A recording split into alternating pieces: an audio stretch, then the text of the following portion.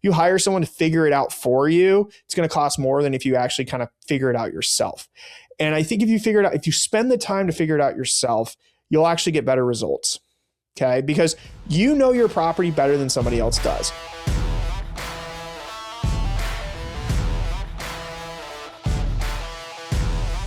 Hey everybody, welcome back to another episode of Cash Flow Positive. My name is Kenny Bedwell. I'm your host and your guide on this journey of maximizing short-term rentals and cash flowing, because that's what we all want. All right, now this episode is specifically for those of you who already have properties and those of you looking to purchase a property relatively soon, because I'm going to be talking about the 3 amenities that can transform your revenue. And guys, guess what? These amenities work everywhere. There's not a particular property this cannot work. And needless to say, I would go as far as boldly saying that I guarantee that these amenities, if marketed appropriately, you have to tell people about them, obviously, will increase revenue. That's a pretty bold statement. So what are the amenities? I'm going to hype them up for a second here. Now, each of these amenities are at various budgets. Some amenities are obviously, or one of the amenities I'm going to tell you is pretty expensive and will require a significant investment. Another amenity is, can be kind of expensive, but still, a sizable investment. And then the last amenity is actually very, very affordable and relatively inexpensive. So, but each of these amenities, even if you add all 3 amenities, like the ROI on doing that will just significantly grow. I do advise when you add any sort of big time amenities, especially the ones I'm going to be talking about, maybe the second one is not as big of a deal, but still, you have to market those amenities, right? And that marketing is not just like checking a box on Airbnb. We've talked about this before. We've talked about like avoiding, okay, I've added, the bug net and the rice cooker and those things. Like, that's not what it's about. It's about marketing the amenities properly. So taking photos with those amenities, also going a little bit further and staging them up or using them in some sort of capacity. I'm trying not to give them away as we're going through this. But so each of these amenities are very powerful. So I'll start from the most expensive down to the cheapest, because I think people want to know what the cheapest one is for sure. And all of these amenities have pretty much a 100% ROI, assuming you market them correctly. 100% ROI. What does that even mean? That means if you add that particular amenity, there is a very high likelihood you will get your money back in year 1 for simply adding that amenity. All right. I hope you are interested in this. I've piqued, intrigue, and you are dying to know what these 3 amenities are. So let's get into it. Without further ado, let's start with the most expensive one. Now, here it is. And these are amenities that I personally added to my property too. So the first amenity, it's kind of like a double whammy: pools. Okay. Now let's talk about it. Pools. Well, Kenny, pools can increase your ADR. And you've talked about pools before, but not just any pool. I'm talking about a heated pool. Okay. Why are heated pools so freaking beneficial? Well, let's first look at the numbers. Number one, we added a heated pool to our Asheville property in the beginning of 2025. Okay. We took photos and everything. And what we noticed is that property, that all of a sudden, all of our weekends and a lot of our weekdays during the wintertime were getting booked.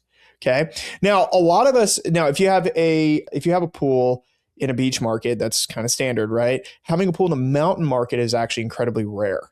In most mountain markets, maybe minus the Smokies, most properties don't have pools. Pools add significant revenue, and everybody enjoys pools. It doesn't matter who your guest avatar is. Every single person, every type of group will enjoy a pool. And then if you heat that pool, you're extending your season of how and when people can use that particular amenity. A lot of people, it was really interesting. A couple of years ago, I remember in Kentucky, when we added our property there, before we added our property there, I was talking to some people and I was like, hey, I think heated pools could do very well here. And I remember a local was telling me, why? Like, no one swims in the wintertime. And I was like, no, people swim in the wintertime if the water's warm. Like, everyone loves to swim. People love water. And she was like, well, just no one's doing that here. So like, I don't expect that to like do very well, that to be very desirable. Just because nobody's doing it doesn't mean that people won't enjoy it. And we can look at certain amenities and certain things that we see are working in one market. And if people are enjoying them, all different types of people are enjoying them, you know they're going to enjoy them in other markets too, right? It's not some sort of market thing. And lo and behold, we have a heated pool in Kentucky, and that property does extremely well, even during the off season in the wintertime. That doesn't mean because we have a heated pool, we can charge the same rates as the summertime rates in the wintertime. But in the wintertime, it's more about getting booked, having occupancy, than not getting booked at all. Okay. And so our rates sure are lower, but we are able to get the actual bookings. And then in the summertime, we can charge more money. So having a heated pool, not just a swimming pool, but a heated pool will significantly increase your ROI because it impacts your occupancy rate. Now, when I think about heated pools, a lot of people are like, well, how much does it cost? And there's different types of heated pools. So let's get into that a little bit. Tested both of these. So there are electric heated pools and there are gas heated or propane heated pools. Okay. So if you do propane, unless you have natural gas hookup already to your property or propane already at your property, you're probably going to have to get a propane tank and you're probably going to have to bury it. Okay. So getting a propane tank, getting it buried, you're probably talking about $10,000. And then the heater itself can run you anywhere to, it depends on the size of the pool. But for our big pools, we paid $8,000. So we paid about $18,000 to get the propane tank, to bury it, and to heat the pool, $18,000. One of the reasons why we did it at the Kentucky property is because that pool is huge, is because we had someone reach out to us in the middle of spring and they were like, hey, is your pool heated? And we said, no, it's not. And they said, well, if you heat it, we'd love to stay. And we're looking at the booking inquiry and it was like $5,000. I'm like, sure, it's 18, but someone's willing to pay 5. So really it's only 13 now that's out of pocket because they're literally going to pay it if we get it taken care of. So we're like, let's go ahead to get it taken care of. And that's our property that's making $425,000 a year. So like heating the pool is negligible. Like the cost of doing it is negligible for the ROI. I mean, it is just a no-brainer. The actual property, we put in a container pool. All right. Now, we'll get into this types of pools in a second too. I want to talk about this for a sec. We put in a container pool, and the container pool, it's heated. It could be heated and chilled, which is pretty cool. Asheville, you don't really need a chiller on it, but the container pools, since they're much smaller, they're usually like 10 by 20s. They're not that it's not that deep and there's not that much water, as much water as a normal swimming pool. And so you're not, it's easier to heat, easier to chill, and you can have better options. So that one, we put a $5,000 heater on it and it does incredibly well. It took our revenue from about $150,000 a year to $244,000 a year. A container pool, ladies and gentlemen, a container pool. Now, let's talk about that. Because a lot of people are like, well, what do I do? Kenny, do I put an in-ground pool? Do I do a container pool? Do I do above ground pool? What, like take a step back, take a deep breath when you're thinking about this. Okay. Number one, what does your market dictate? Meaning like the top performing properties in the market, do they have in-ground pools? Do they have container pools? Are there no pools at all? If you're in a market where there are no pools at all, like a lot of people in the Northeast, or Midwest, where pools just aren't wildly common everywhere because it doesn't get that hot all the time, like maybe down south, a container pool or above ground pool is absolutely fine. And in fact, I know plenty of luxury properties or high grade properties that are making $300,000-$400,000 a year that have above ground swimming pools. And they don't look that nice, like the pools themselves. But it's the fact that they have the pool and it's heated is what stands out. So in-ground pools are obviously the most desirable thing, but they're also incredibly expensive. You're talking anywhere from 80 to, depending on where the property is, 100,000 plus, right? So sometimes getting away with a cool looking container pool with a glass window and everything can be incredibly beneficial. And in fact, I have a guy, in fact, my business partner on my properties, he's not my business partner with this. So I am unaffiliated with this. I'm just promoting it because it's freaking cheap. And if you are thinking about getting a container pool, you need to pay attention right now. I have a guy who builds container pools for people and we'll ship them to your place and get them set. Now you do have to figure out all the connections and everything, which you would hire an electrician or whatever you're going to do. But it can be heated and chilled. You just ask for it. Container pool with a nice window and everything. And if you're interested, I show you my properties that we have it at. This guy will do it I think it's like 50 grand, which is incredibly cheap for a container pool. That's heated. That includes the heater. So if you're interested in that, I can just reach out to me and I can introduce you to him. It's not my business, it's his business. I just partner with him on some of the properties that we do. And he has a friend that makes these container pools, and he's put them at all of our properties and even some of his own private ones. And the revenue is just shot way up because they're in markets where pools aren't very common. And then you heat it on top of that and boom, your revenue shoots up. And so, I mean, so if you're interested in that, please reach out to me and I can connect you. It's a great opportunity. Okay. So we're talking about the type of pool. Now, in certain markets, like if you're in like Arizona or Florida or other places, like in-ground pools are a must. Doing an above ground pool just looks cheap and janky, and it's just not worth the investment unless you're going to fork out for the in-ground pool, but it will pay off if you heat it. Okay. The other question I get a lot are, what about electric pools, Kenny? Do those work? So electric pools can work, but remember, you're not going to get full round consistent heat, right? In the dead of wintertime, you're not going to be able to do 85, 90 degrees, which is what the propane or the natural gas heated pools can do.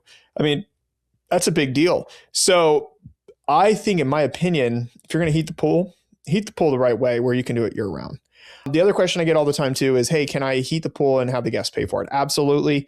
We do a pool heating fee depending on the property and where it's located and when it is. In the summertime, there's no fee at all. I mean, it's like 1,000 degrees outside, so it doesn't need heat. In our Texas property, we actually have a pool chiller that people can use as well. In my experience, the bigger the property you have, the more you can charge and the higher revenue you can make. And so our really, really big properties, we don't actually charge for pool heat or chilling because it becomes a negligible cost. So you're probably talking like maybe our utility bill goes from like $900 to, let's say $1,800. Okay, that's $900. But a single booking is, worth anywhere from $5 to, during the off season, not the main season, but could be anywhere from $5 to $10 grand. So we're paying, an extra $100 per guest. Like that becomes negligible on the bigger properties. So we don't even charge people on the bigger ones. The smaller ones we do. We say, yeah, if you want to use the heated pool and use the heat, it costs X amount. We'll have it ready for you because it is a bigger impact. But guys, I'm telling you, heated pool, and I'm thinking about even adding it to my New York property because it's like I just worry the yard's kind of small and I don't know how it would work, but like it is such a big ROI amenity that it's a game changer and can really make a difference. So heated pools, definitely put those on your radar. And definitely consider them if you're thinking about an amenity to add. Like the putt and the saunas and the game rooms and all that are just everyone's copy paste. When we put a little bit of effort into it, we try to figure out these hard things. That's where the money's made. Okay, that's what the 90% aren't doing. So heated pool. All right, number 2, going down. So heated pools can be quite expensive depending on the type of pool you add. So let's do something that's a little less expensive that's just proven. All right, and this one's not flashy. This one doesn't get talked about a lot because, frankly, it's just not a sexy amenity, but it is an amenity, believe it or not. And that is a bathroom. Bathrooms. There is proven data, I've done this several times, that says for every bathroom you add to your property increases your revenue on average by $15,000 a year. $15,000. Now, I know that's on average and that can vary based on the property type and all these different things, but having more bathrooms, especially in markets where I think of the Northeast, for example, there's a lot of property that are like 5.2s or 5.2.5s or 6.3s or that's pretty common where there's not like a lot of bathrooms. But the more bathrooms you have, the more desirable the property becomes because everybody has their own private space. So having more bathrooms is a proven amenity. It is an amenity that increases revenue. And guess what? The average bathroom can cost anywhere from $15,000 to $20,000. If I'm adding a bathroom, depending on, it could be more if you make it crazy fancy, but I'm not saying add a crazy fancy bathroom. I'm talking about just having another bathroom, right? Like it's a short-term rental, make it look nice. Don't cheap out on it. You're having like maybe a photo in there, but the bathroom, even a small bathroom can add revenue because it becomes more attractive for people. And I would try to do full bathrooms, not half bathrooms. Okay. Full bathrooms are where it's at. People want to have their own private suite, right? Like when you think about it, when people go and stay at hotels, they have a hotel room, which comes with a bathroom, their own bathroom.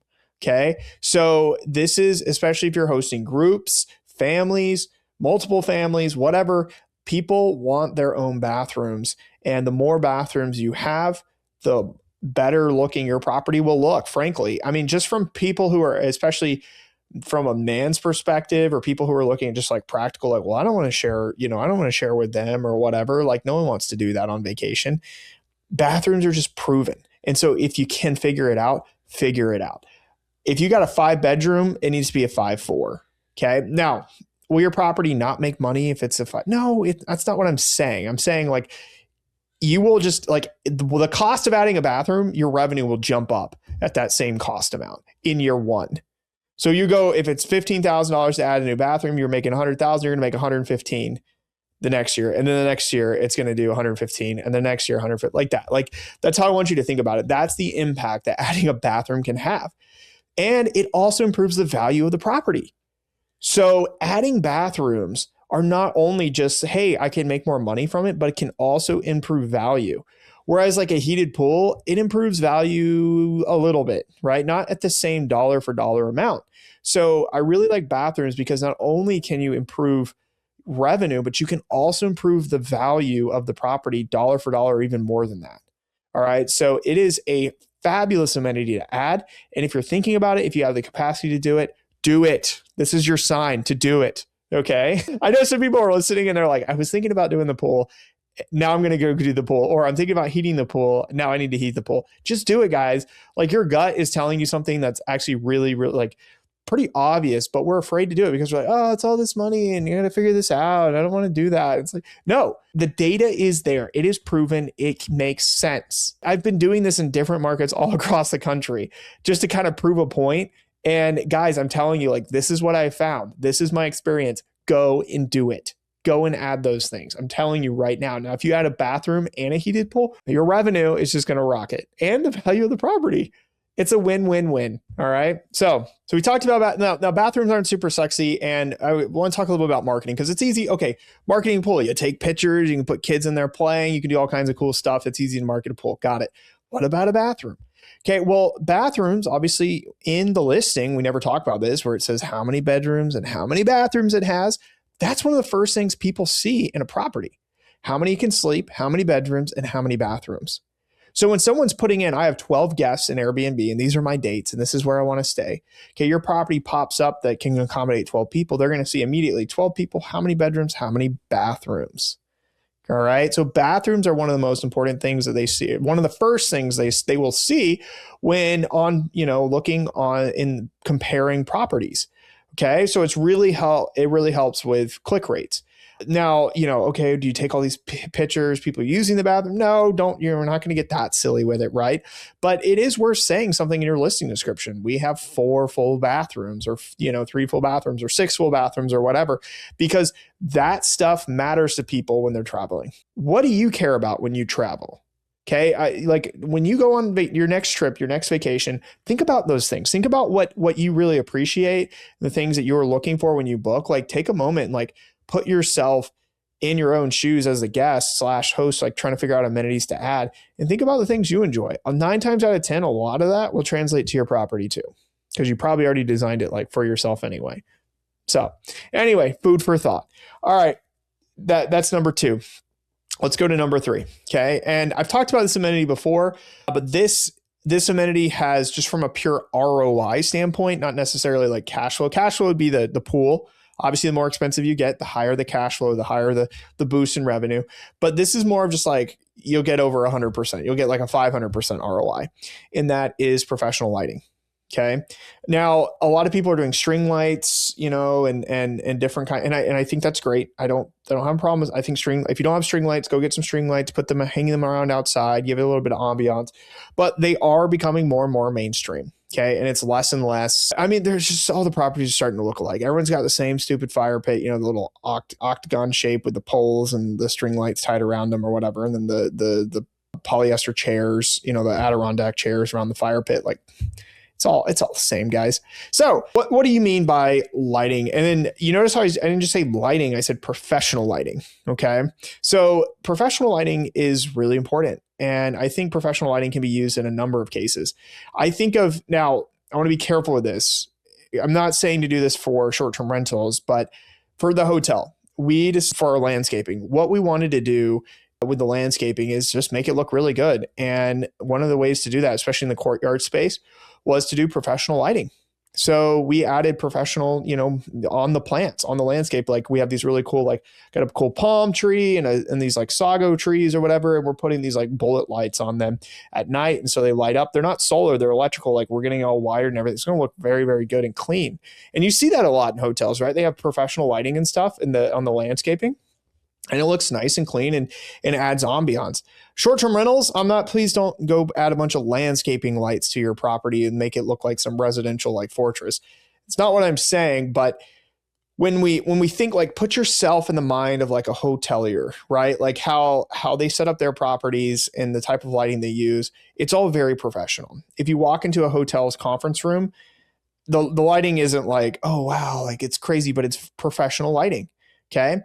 Now, if you understand that, imagine now you're walking to a short-term rental, okay, a professional short-term rental with a hotel mindset, and you have this cool game room, you got this cool theater, you got these cool like areas that you have with amenities. What type of lighting are you going to be using? What type of things is it just going to be normal string lights? Is it just going to be like the normal LED strip lighting around? Probably not. You're probably going to add some other really cool, distinct lighting in and around, maybe underneath the seats of the theater room and around the TV area and up high, and then like special, like theater lights or whatever. Like there's so many different things that you can do.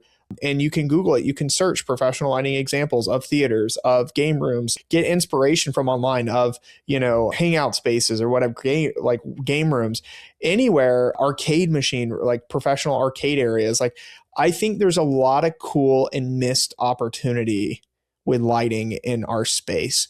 People copy and paste. They all go on Wayfair or Amazon. They buy those stupid Pac-Man machines and they stick 3 of them together. And then, like it's like the same thing. And then they maybe put up a little neon sign that says like game on, and you can see the cord as it's plugged in. And you're like people are tired of that. Guests aren't like, wow, that's super cool. It's just a normal amenity thing to add.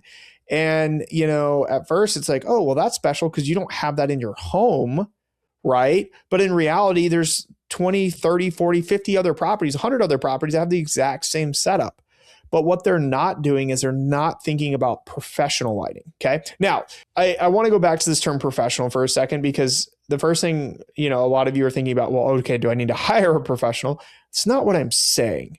I'm saying get inspiration from professional lighting examples. Okay. Like if I was trying to make a really cool arcade room or game room, okay, I'm going to go look up online professional game rooms, professional arcades. Like what are like really cool looking, like get inspiration from the professionals from, other places that have done this before. Or if I wanted to make a really cool hot tub area and I just didn't want to do string lights, well, what does that look like? Maybe there is some landscaping lighting or different type of light. There's all different types of lighting that you can leverage that can increase the ambiance, and you can market that. And the ambiance, if you can market that, that's the thing too, is like, you got to approach it from like a marketing lens too. Like I'm going to add all this lighting, but how am I going to market it as well? It's kind of a 2-part plan. I want to add lighting. What lighting should I add? And then how am I going to be able to successfully market this lighting? If you're not thinking about both things together, the lighting isn't going to have as much of an impact as it could have. And so, it doesn't have to be one color or the other. But I will say something, this is an interesting statistic, is that blue lighting has shown in short-term rentals and hospitality has shown to have over a 30% increase in revenue than normal like yellow lighting, which is really random. So I read that on an article. So like this is all secondhand information, probably third-hand information at this point. But that's really fascinating though. And when you think about it, blue lighting is way more attractive than yellow or gold or amber lighting or whatever. And so it like using different colors and different things, like, it might be something, if you have a little bit of money, I'm talking like, not like you have more than 5,000, like maybe 5 to 10 grand, you might want to get a consultant. Okay. Honestly though, guys, like one place I would start out with, and I've been doing this a lot, especially for the hotels, I just go to ChatGPT. The images in ChatGPT has been really good, the renderings. And I'll say, hey, first off, I'll chat with it. I'll say, hey, I'm trying to, add some professional lighting to this particular space. I'll give it measurements, maybe give it some inspiration photos. What would you do here? How would you do it? Blah, blah, blah. And let it break down things for you to give you ideas and inspiration. And then you can take that to a professional and say, okay, I created this rendering. I don't know what the heck I'm doing here. What type of lighting is this? How would this even work? How would, talking to an electrician and things, because just because ChatGPT creates cool rendering doesn't mean you're going to be able to put it to life, right? So you might leverage a professional there, but if you can come up with the inspiration and the rendering and provide it to the professional, and in my experience, you're going to get more direct feedback and results than trying to like fumble around and have someone. You'll overpay if you hire someone to figure it out for you. It's going to cost more than if you actually kind of figure it out yourself. And I think if you spend the time to figure it out yourself, you'll actually get better results. Okay. Because you know your property better than somebody else does. Somebody else is just like, what type of service can I provide this person that will please them and make them happy about my service? Not necessarily like, let me look at the design of the property and let me look at the feel of the property and everything, and then match the perfect lighting that fits in with and ties into everything else. I went through the same thing with a landscaper for the hotel we're doing. I was talking to the landscaper, and he's a good guy, professional guy. Came, I even met him in person. We walked the areas. I talked about it. He goes out and he gets me a call, and I know nothing about landscaping. I don't know what the heck sago plants are. And what's the stupid grass one that we're doing? There's like jasmine and white annuals. I know what those are, but I know what all these plants are now. Okay. But why do I know what all these plants are? Is because I took the quote the guy gave me and I put in ChatGPT and I said, create a rendering based on this space. Here's the space now. Take a rendering and put the plants in there. And it sent me a tropical jungle. And I was like, that's not what I want. I want more sophisticated. I want more upscale. I want more uniform. I want more neat, because that ties more into the hotel. The landscaper's more focused on what looks good and what a lot of people want. That isn't necessarily because I told him, I was like, I don't really know what the plants are. You tell me. And that's what he came up with. But then I realized that I need to provide a little bit more information. So I went back and I learned all the different types of plants. I'm using ChatGPT or AI to figure out the type of the rendering. And it's really cool. I created the rendering and it actually put in the rendering the types of plants that it put in there. And we made it super simple and I sent it over. He's like, yep, I can do all that. No problem. And he's like, I didn't have to design it. He actually really appreciated that. So, and it saves so much time too. So there's just a little tip. Okay. If you're thinking about adding anything to your property, not just lighting, but landscaping or anything that requires a rendering, I recommend. Now, does it replace design services? No, it doesn't, because the specifications and sizes aren't accurate in ChatGPT, even though you could try to give it to it. So I would encourage you strongly to think about the type of lighting, but spend some time on it. Okay, because the marketing component is just as important as actually doing in the space with the lighting. So anyway, let's recap real quick. 3 amenities. We got heated pools, bathrooms, and lighting, professional lighting in particular. And these amenities, as I stated from the beginning, are pretty much guaranteed to help you increase your ROI by over 100% from the experience of Kenny Bedwell. All right, guys, this was a long one. I hope you enjoyed this episode today. I hope you found value in it and you understand the logic. And I know there's a few of you who are in your car or just walking or whatever, listening to this going like, I'm out of the heated pool or I'm doing this or that. That's exactly what the goal of today's episode was. So anyway, I hope you enjoyed this episode and I will see you next week on another episode of Cashflow Positive.